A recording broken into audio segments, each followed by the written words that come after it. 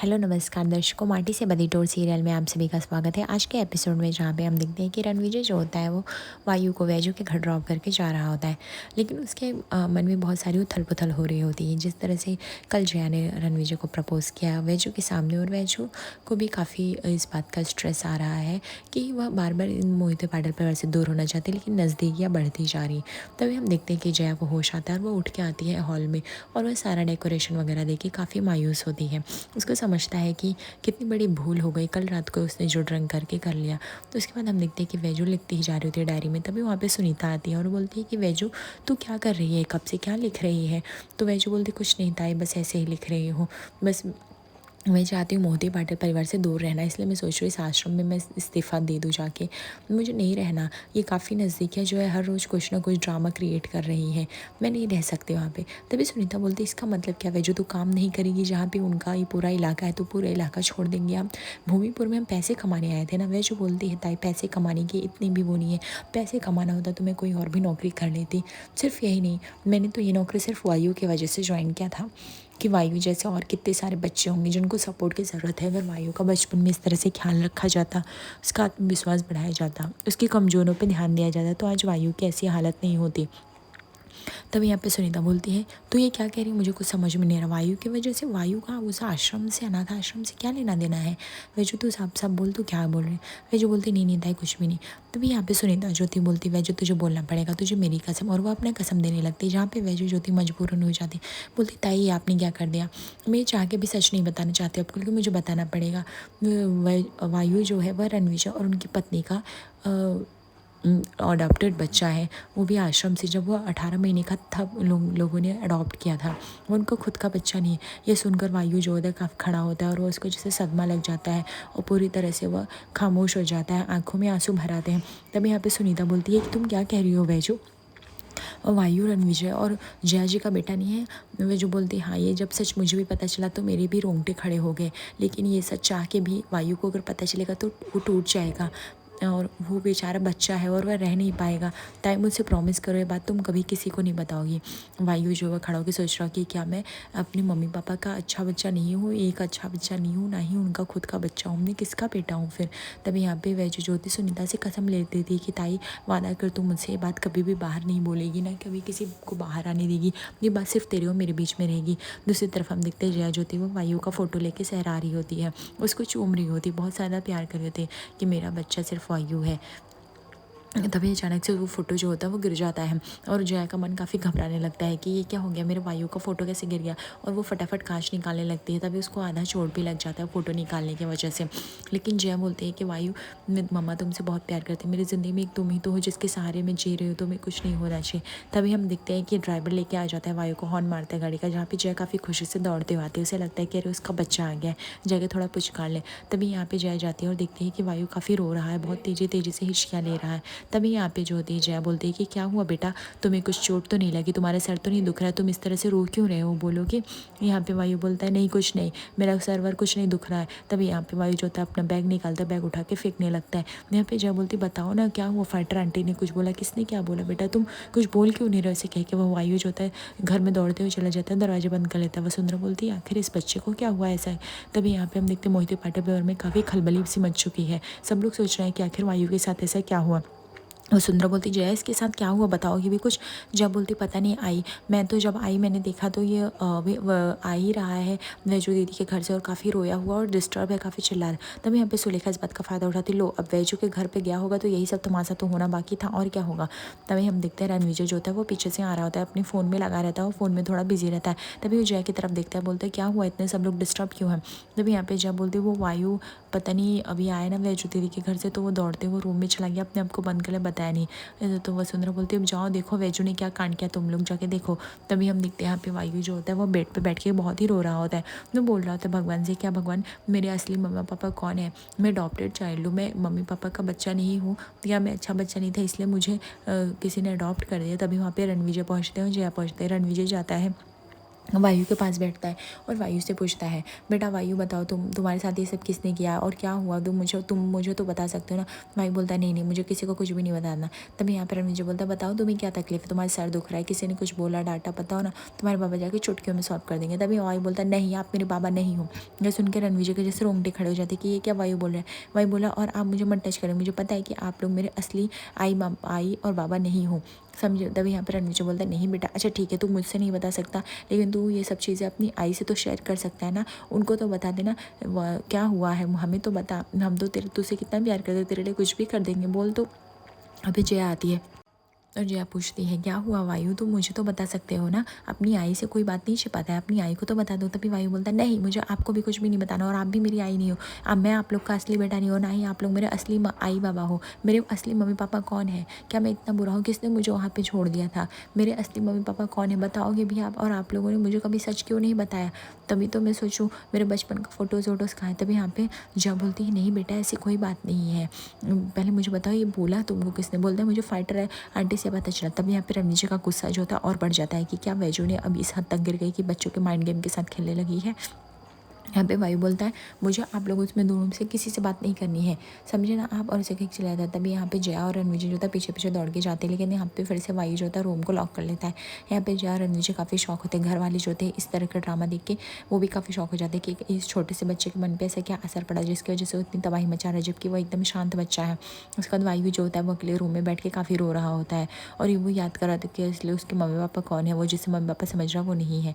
जया बोलती है, आखिर रणविजय ये सब किसने किया, वायु को वैजू दीदी से सच कैसे पता चला, मुझे कुछ बताओगी भी या नहीं, कहीं हम अनाथ आश्रम वालों ने तो नहीं किया, मैं अभी जाके उनसे पूछती हूँ। तभी यहाँ पे रणविजय बोलता है, 1 मिनट जया, उन्होंने नहीं बताया है, वैजू को सच जो है मैंने बताया है। तभी जया बोलती है, तुम कैसे बता सकते हो रणविजय, तुम्हें ये सब पता होना चाहिए, जो बात तुम हम लोग आपस में डिस्कस नहीं करते वो बात तुम जाके हमारी प्राइवेट बातें तुम वैजू दीदी से शेयर करो, और ये देख रहे हो वैजू दीदी से शेयर करने का नतीजा वो इस छोटे से बच्चे को बता दी। रणविजय बोलता है, मुझे नहीं पता था वैजू इस तरह से फ़ायदा उठाएगी, मैंने उसे मना भी किया था, अरे उस दिन वो जॉब को नहीं मान रही थी, इसलिए मैंने उसको बोला कि इस वायु जैसे और भी बच्चे जिसको तो वो हेल्प कर सकते हैं, इसलिए वो इस बात को बता दी। मैं नहीं जानता वैजू ने ऐसा क्यों किया है।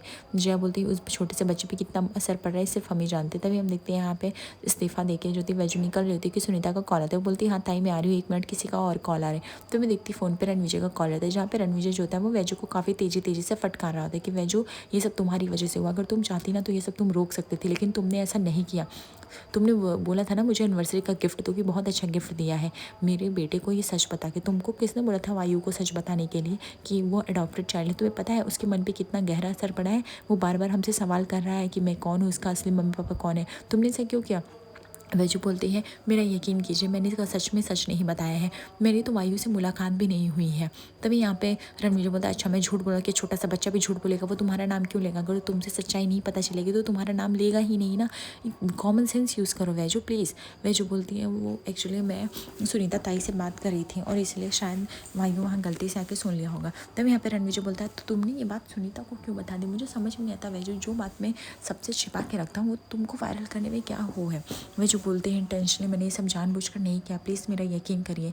तब यहाँ पर नीचे बोलते हैं, बस करो, तुम फ़ोन रखो वैजू, तुमने जो किया है ना वो बहुत ही गलत किया। तब यहाँ पे वैजू बोलती है, मेरे से कितनी बड़ी गलती हो गई वायु, तो अब तो किसी की बात नहीं सुन रहा होगा, उस बेचारे को सदमा न लग जाएगी, मैंने क्या कर दिया, जाने अनजाने में मुझसे बहुत बड़ी गलती हो गई।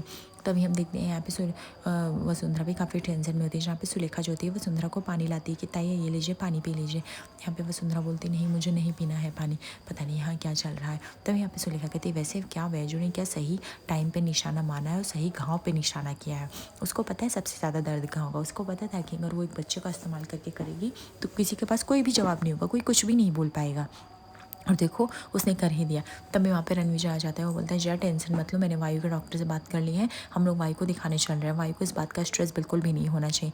जया जो होती है काफ़ी फूट कर रो रही होती है और अपने आंसू छिपा रही होती है।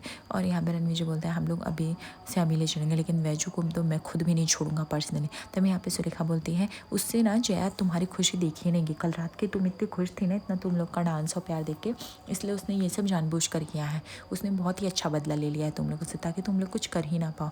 तब यहाँ पे वसुंधरा बोलती है, ये ठीक नहीं किया उस लड़की ने। तब यहाँ पे दूर खड़ी वसुंधरा जो थी अपनी चौखट पे देख लेती है वैजू को और उसका गुस्सा और बढ़ जाता है। और वह चल के जाती है और बोलती है कि तुम यहाँ पे क्या कर रही हो, तुम्हें यहाँ पे किसने बुलाया है जो तुम यहाँ पे चली आ रही हो। तब यहाँ पे वह जो बोलती है कि हाथ जोड़कर विनम्र निवेदन करने लगती है कि प्लीज़ मुझे आने दीजिए, मेरी कोई गलती नहीं है, मैं वायु को समझाऊंगी, वो समझ जाएगा, बस एक बार मुझे वायु से मिलने दीजिए। तब यहाँ पे रणविजय भी दौड़ के आता है और वो डांटता है वैजू को। और यहाँ पे जया जो थी वो खामोश होकर वो सारी बातें सुन रही होती है। यहाँ पे वैजू मिन्नतें कर रही होती कि मुझे एक बार वायु से मिलने दीजिए, वायु मेरी बातें सुन लेगा तभी और वो मान जाएगा उसको प्लीज़। तब यहाँ पे सुलेखा बोलती है अच्छा क्या निशाना साधा है, तो इसे जया किसी खुशी नहीं दिखेगी तो तूने ये ड्रामा कर लिया, छोटे से बच्चे पे प्रहार कर लिया। अरे हमने तो सोचा था कि तू अच्छी, अरे कुछ नहीं तो एक माँ होगी अच्छी, लेकिन तू तो एक अच्छी माँ भी नहीं बन पाई। तब यहाँ पे मैं जो बोलती यकीन मानी मेरी कोई गलती नहीं। तो यहाँ पे वसुंधरा बोलती हमने तुझे जानबूझकर अपना बच्चा सौंपा क्योंकि हमें लगा तू माँ है, तो माँ की ममता उस पर उड़ेल सकती, लेकिन तूने क्या घाव लगाया है, तूने उसके दिमाग में जो जहर घोला है ना उसको हम क्या कोई भी नहीं निकाल सकते। तुझे पता है एक छोटे से बच्चे पे क्या असर पड़ सकता है इस बात का। रणवीर बोलता है वैजू अब मैं तुम्हारे कोई भी नाटक नहीं सुनने वाला हूँ, प्लीज़ तुम यहाँ से चली जाओ और मुझे अब तुम्हारे बेटे से नहीं मिलने देना, अदरवाइज़ मैं तुम्हें पुलिस से अरेस्ट करा दूंगा, समझी ना तुम। तभी वहाँ पे जया ज्योति गुस्से में आते हुए जो वैजू को धक्का दे देती है और बोलती क्यों किया वैजू दीदी, आपने क्यों किया। अच्छा मैं समझ गया, आप मुझसे बदला ले रही ना, बरसों पहले जब मुझसे गलती से आपका वायु गिर गया था तो आज आपने बदला ले लिया उस वायु को सच्चाई बता के, लेकिन आपको सोचना चाहिए था, मेरे से अनजाने में हुआ लेकिन आपने वो जानबूझ के काम किया। वो छोटा सा बच्चा कितना सवाल कर रहा है, हम उसे क्या जवाब दें, उसके असली मम्मी पापा कौन है, हम कहाँ से लेके आए, ये आपको सोचना चाहिए था वैजू दीदी। अगर ये बात पता चलेगी तो वो टूट जाएगा। अरे कुछ नहीं तो एक माँ होने के नाते तो ये कर लीजिए, आपने ऐसा क्यों किया, एक माँ की झोली को ही पूरी तरह से तोड़ दिया है। अब वायु हमारी बातों पे ज़िंदगी में कभी भी नहीं असर करेगा, जब उसको पता चलेगा कि ये सच्चाई उसे किसी और से पता चली है। ये सोचना चाहिए था ना, जाके देखिए, मिलिए मेरे बच्चे से, देखिए वो कितना तड़प रहा है, कितना रो रहा है मुझसे, मैं उसकी माँ हूँ, मैं उसे सह नहीं पा रही हूँ, तुम ऐसा क्यों कर दी। यहाँ पे रणवीर जो था देख रहा था जया का गुस्सा काफ़ी फूट रहा होता है। यहाँ पे जया जो होती है बोलती हाँ चाची आपने सही कहा का किस्सा कि इनसे मेरी खुशियाँ नहीं बर्दाश्त हुई इसीलिए इन्होंने ये कर दिया। मैं तो आज तक इन्हें सोचती रही कि मैंने पहचान ही नहीं पाई, मुझे लगा कि कुछ नहीं, एक अच्छी माँ तो होंगी, वायु को आप ठीक कर देंगी, मुझे एक दिलासा मिल गया था, मेरा आप में विश्वास बढ़ गया था। लेकिन आपने क्या किया, वायु को ठीक करने के साथ उसे इतना ख़राब कर दिया कि वो ज़िंदगी में कभी इस बात से घुट घुट कर जिएगा, वो कभी उठ नहीं पाएगा। वाह वैजू दीदी आपने बहुत ही अच्छा किया, अब बताइए मैं क्या करूँ, मेरा बेटा मुझसे छिन गया है, बताइए मेरा बेटा कहाँ से ला के देंगे।